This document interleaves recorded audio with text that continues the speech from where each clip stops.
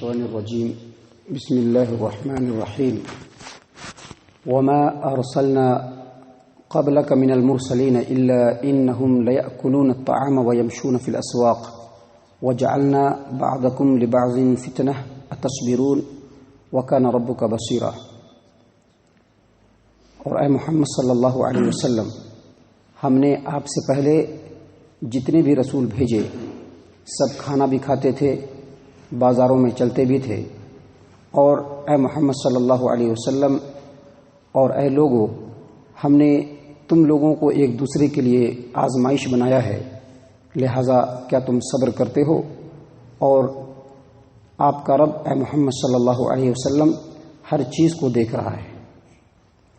محترم سامعین کرام، یہ سورۃ الفرقان ہے۔ سورۃ الفرقان سے ابھی آپ کے سامنے آیت نمبر 20 تلاوت کی گئی ہے، اور جیسا کہ بتایا جا چکا ہے کہ سورۃ الفرقان یہ مکی سورتوں میں سے ہے، اور مکی سورت اس کے اندر خاص طور سے اللہ تبارک و تعالیٰ کی وحدانیت کے اوپر، رسول کی رسالت کی حقانیت کے اوپر اور قیامت کے قائم ہونے کے اوپر اللہ تبارک و تعالیٰ دلائل کے ذریعے سے لوگوں کی نصیحت فرماتے ہیں۔ اس آیت کریمہ میں اللہ تبارک و تعالیٰ نے فرمایا، جیسا کہ آپ نے ترجمے کے اندر دیکھا کہ اللہ فرماتے ہیں سب سے پہلے وما ارسلنا قبلک من المرسلین الا انہم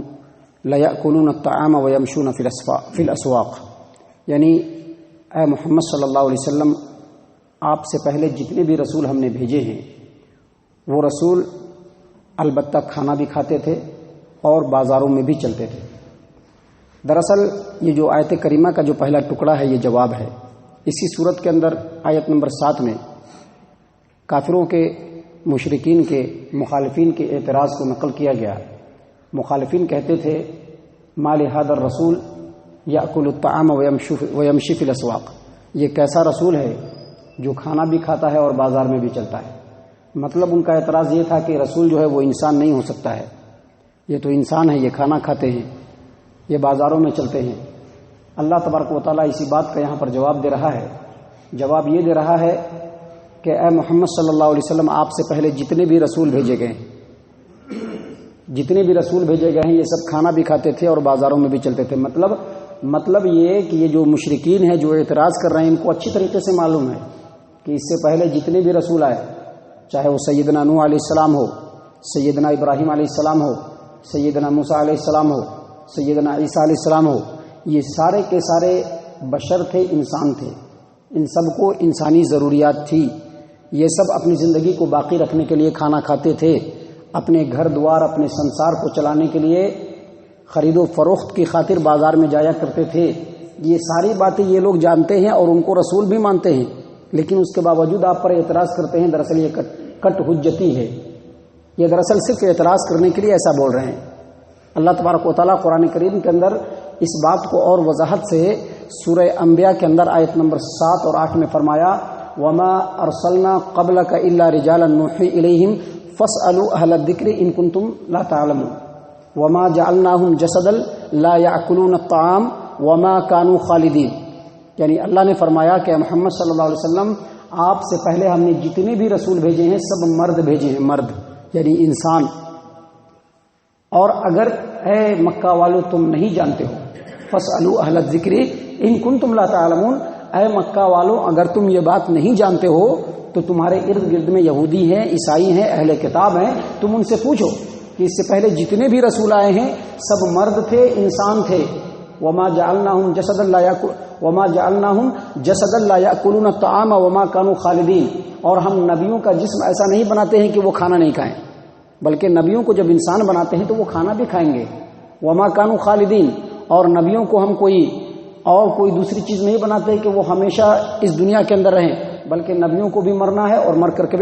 کے رب العالمین کے بارگاہ میں جانا ہے۔ تو اللہ تبارک و تعالیٰ نے یہاں پر بتلایا کہ وما ارسلنا قبلک من المرسلین الا انہم لیأکلون الطعام ویمشون فی الاسواق، کہ اے محمد صلی اللہ علیہ وسلم، آپ سے پہلے جتنے بھی رسول بھیجے سب کے سب کھانا بھی کھاتے تھے اور بازاروں میں خرید و فروخت کے لیے جاتے بھی تھے، اور یہ چیز نہ نبوت کے خلاف ہے اور نہ ہی تقوی کے خلاف ہے۔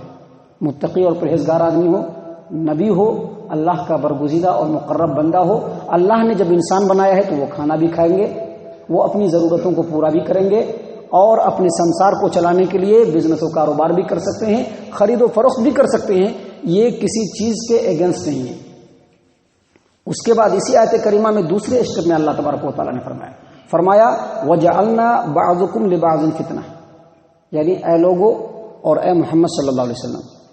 ہم نے تم تمام لوگوں کو ایک دوسرے کے لیے آزمائش بنایا ہے۔ یعنی اللہ جب نبی بھیجتا ہے تو نبی کے ذریعے سے سبوں کی آزمائش ہوتی ہے، خود نبی کی بھی آزمائش ہوتی ہے۔ جب نبی کو بھیجتا ہے اللہ تبارک و تعالیٰ تو نبی کے بھیجنے کے بعد سبوں کی آزمائش ہوتی ہے،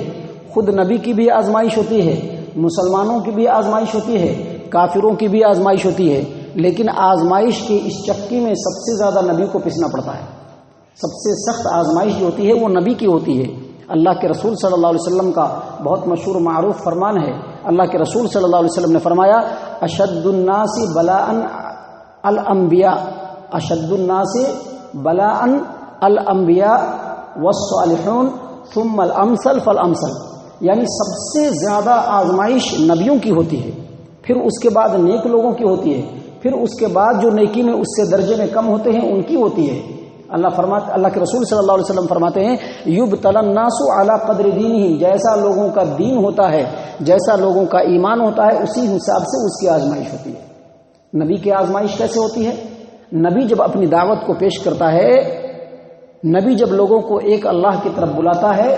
توحید کی جب لوگوں کو تعلیم دیتا ہے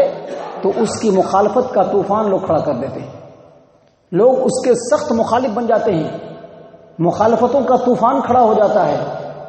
طرح طرح سے نبی کے اوپر اعتراضات ہوتے ہیں، نبی کے خلاف سازشیں رچی جاتی ہیں، اس کے خلاف گنڈوں کو کھڑے کیے جاتے ہیں، ان کے رستے کو بند کر دیا جاتا ہے، ان سے بائیکاٹ کر دیا جاتا ہے، ان کے خلاف لین دین کو بند کر دیا جاتا ہے۔ سب سے سخت آزمائش نبی کی ہوتی ہے، اور اس کے بعد جو مومنین ہوتے ہیں ان کی آزمائش ہوتی ہے، کیونکہ جب نبی اپنی دعوت کو پیش کرتا ہے تو نبی کے اوپر ایمان لانے والے سب سے پہلے معاشرے کے کمزور ترین لوگ ہوتے ہیں، جن کو ظلم کی چکی میں پیسا جاتا ہے، جن کے خلاف بہت ساری چیزیں کی جاتی ہیں، جن کے اوپر ظلم و ستم کیا جاتا ہے، جو کمزور ہوتے ہیں، جو غریب طبقے کے لوگ ہوتے ہیں، جو معاشرے کے ستائے ہوئے لوگ ہوتے ہیں، سب سے پہلے وہ نبی پر ایمان لاتے ہیں۔ جب یہ نبی پر ایمان لاتے ہیں تو پھر ان کی آزمائش شروع ہو جاتی ہے، اور آزمائش کی چکی میں اس قدر پستے ہیں کہ اللہ یہ دیکھنا چاہتے ہیں کہ جو ایمان کا دعویٰ کرنے والے ہیں وہ اپنے ایمان میں کتنے سچے ہیں، اور اسی درمیان میں جو منافقین ہوتے ہیں ان کی چھٹنی بھی ہوتی رہتی ہے۔ منافق کون ہے؟ علیحدہ ہوتے رہتے ہیں کہ یہ منافق ہے، اور یہ ایمان والے ہیں جو پختہ ایمان والے ہیں۔ اور جو کافر ہوتے ہیں ان کی آزمائش کیسے ہوتی ہے؟ کافروں کی آزمائش ایسے ہوتی ہے کہ جو کافر ہوتے ہیں، جو انکار کرنے والے ہوتے ہیں، جو نبیوں کی دعوت کو ٹھکرانے والے ہوتے ہیں، وہ معاشرے کے بڑے چودھری قسم کے لوگ ہوتے ہیں، ان کے پاس مال و دولت کا انبار ہوتا ہے، سماج و معاشرے کے اندر ہولڈ ہوتا ہے، بڑے بڑے بزنس، بڑے بڑے کاروبار اور بڑے بڑے امپائر ہوتے ہیں ان کے۔ انہی لوگوں میں سے مال و دولت کے اعتبار سے، رتبے کے اعتبار سے، جاہ و حشم کے اعتبار سے جو کمزور انسان ہوتا ہے وہ نبوت کا دعویٰ کر دیتا ہے۔ اب جو نبوت کا دعویٰ کرے گا وہ معاشرے میں سب سے بلند ہوگا، سارے لوگوں کو ان کی اتباع کرنی ہوگی، سب لوگوں کو اگر دنیا اور آخرت کامیاب کرنا ہے تو ان کے پیچھے چلنا ہوگا۔ اب یہ جو بڑے قسم کے لوگ ہوتے ہیں، چودھری قسم کے لوگ ہوتے ہیں، ان کو یہ لگتا ہے کہ یہ ہم سے چھوٹا، دولت میں بھی، رتبے میں بھی، ہولڈ میں بھی، جاہ و حشمت میں بھی ہم سے چھوٹا ہے، اور یہ نبوت کا دعویٰ کر رہا ہے، اب اس کے پیچھے چلنا پڑے گا۔ اللہ آزماتا ہے کہ دیکھیں یہ اپنے غرور کو سامنے رکھتا ہے، اپنے انا کو سامنے رکھتا ہے، اپنے تکبر کو سامنے رکھتا ہے، اپنے گھمنڈ کو سامنے رکھتا ہے، کہ ان تمام چیزوں کو نیست و نابود کر کے نبی کی اطاعت اور اتباع کرتا ہے۔ کیا کرتا ہے ذرا دیکھیں۔ اللہ کے رسول صلی اللہ علیہ وسلم نے خود فرمایا کہ اللہ تبارک و تعالیٰ فرماتا ہے لِأَبْتَلَاكَ وَابْتَلَا بِكَ، اے نبی صلی اللہ علیہ وسلم آپ کو نبوت دے کر کے ہم آپ کو بھی آزمائیں گے اور آپ کے ذریعے سے لوگوں کو بھی آزمائیں گے۔ تو معاشرے کے جو چودھری قسم کے لوگ ہوتے ہیں وہ یہ دیکھتے ہیں کہ یہ تو محمد صلی اللہ علیہ وسلم یتیم ہے، غریب ہے، اس کے پاس نہ کوئی آستی ہے، ماں باپ بچپن میں مر گیا، دادا کے رحم و کرم پر پلا، پھر بعد میں چچا نے اس کو پالا، اس کے پاس کچھ نہیں ہے، ہم لوگ تو دولت کے انبار رکھتے ہیں، ہم کیسے محمد کی اتباع کرنے جائے؟ اگر نبی بنانا تھا تو کسی دولت مند کو بنانا تھا، بڑے آدمی کو بنانا تھا، اب اس کے پیچھے کیسے چلے؟ اللہ یہ دیکھنا چاہتا ہے کہ یہ جو کافر ہے، جو مشرک ہے، یہ جو انکار کرنے والا ہے، اپنے انا اور تکبر پہ اور گھمنڈ پہ اڑا رہتا ہے یا اس چیز کو نیست و نابود کر کے نبی کی اطاعت اور اتباع میں آگے بڑھتا ہے۔ گویا نبی کو اللہ تبارک و تعالیٰ بھیجتا ہے جب حق و باطل کا معرکہ ہوتا ہے، اس معرکے کے اندر، اس کشمکش کے اندر، اس ٹکراؤ کے اندر اللہ تبارک و تعالیٰ ہر ایک کی آزمائش کرتا ہے۔ اسی بات کو اللہ تبارک و تعالیٰ نے کہا کہ وَجَعَلْنَا بَعْضَكُمْ لِبَعْضٍ فِتْنَةً، لوگوں ہم نے تم لوگوں کو ایک دوسرے کے لیے آزمائش بنایا ہے۔ اتصبرون، کیا تم صبر کرتے ہو؟ یہاں پر اتصبرون کا جو لفظ ہے وہ صرف مسلمانوں کو ہے، صرف مسلمانوں کو، جو ایمان لانے والے ہیں ان کو اللہ مخاطب کر کے کہتا ہے کہ تم جو اللہ کے رسول صلی اللہ علیہ وسلم کی دعوت کو قبول کر لیے ہو، تم جو ایمان کے رستے پہ چل پڑے ہو، ایمان کی دولت سے مالا مال ہو چکے ہو، اب اس کے بدلے میں جو مخالفین ہیں، جو لوگ ہیں، وہ تم پر بے جا اعتراض کریں گے، طرح طرح کے الزامات لگائیں گے، ہر موڑ پہ اور ہر نکر پہ تم کو ستائیں گے، تمہارے اوپر ظلم و ستم ڈھائیں گے۔ کیا تم اس میں صبر کرتے ہو یا نہیں کرتے ہو؟ ایمان اور اسلام کا سب سے بڑا اور سب سے اہم ترین جو ایمان اور اسلام کی خاصیت ہے اور خصوصیت ہے وہ یہ کہ مومن ہمیشہ صبر کرنے والا ہوگا۔ اسلام کے راستے میں جب بھی اس کو تکلیف پہنچے گی وہ صبر کرے گا۔ اللہ تبارک و تعالیٰ نے قرآن کریم کے اندر سورۃ العصر کے اندر فرمایا ہے والعصر ان الانسان لفی خسر الا الذین آمنوا وعملوا الصالحات وتواصوا بالحق وتواصوا بالصبر۔ جو لوگ کامیاب و کامران ہیں، جو لوگ گھاٹے میں نہیں ہیں، نقصان میں نہیں ہیں، وہ کون لوگ ہیں؟ جو ایمان لائیں گے، نیک عمل کو انجام دیں گے، اور جس چیز کے اوپر ایمان لائیں گے اس کو لوگوں تک پہنچائیں گے، اور جب یہ کام کریں گے تو اس میں جو ان کے اوپر تکلیفیں آئیں گی اس پر صبر کریں گے۔ اللہ نے فرمایا ہے کہ ان اللہ مع الصابرین، ہم صبر کرنے والوں کے ساتھ ہے۔ اللہ فرماتے ہیں وَلَمَنْ صَبَرَ وَغَفَرَ إِنَّ ذَلِكَ لَمِنْ عَزْمِ الْأُمُورِ، جو صبر کرتا ہے اور لوگوں کے گناہوں پر، ان کی غلطیوں پر، ان کے ظلم و ستم پر ان کو معاف کر دیتا ہے، یہ بہت ہمت و حوصلے کی بات ہے۔ اللہ فرما رہا ہے، پوچھ رہا ہے مسلمانوں سے کہ تم صبر کرو گے؟ تم کو صبر کرنا چاہیے۔ اور اس کے بعد رب کہہ رہا ہے وَكَانَ رَبُّكَ بَصِيرًا، اے محمد صلی اللہ علیہ وسلم آپ کا رب ہر کچھ دیکھ رہا ہے۔ جو آزمائش تمہارے اوپر ڈال رہا ہے اس کے پیچھے کتنی خیر ہے اللہ اس کو بھی دیکھ رہا ہے۔ اور حق و باطل کے اس جنگ میں، نیک و